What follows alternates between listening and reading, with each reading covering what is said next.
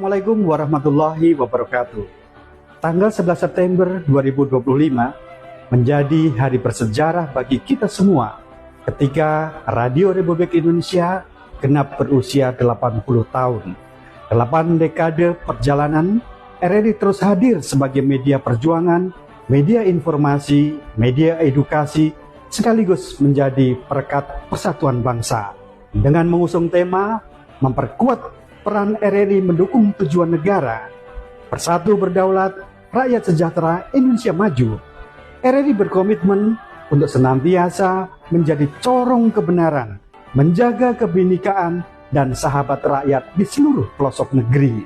Mari kita jadikan momentum ulang tahun ke-80 ini sebagai semangat baru untuk terus berinovasi, bertransformasi digital, dan memperkuat peran RRI dalam mewujudkan cita-cita bangsa.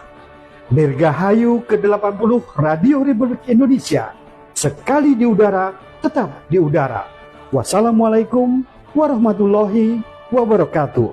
Saya Taufan Pamungkas, Kepala RRI Banda Aceh.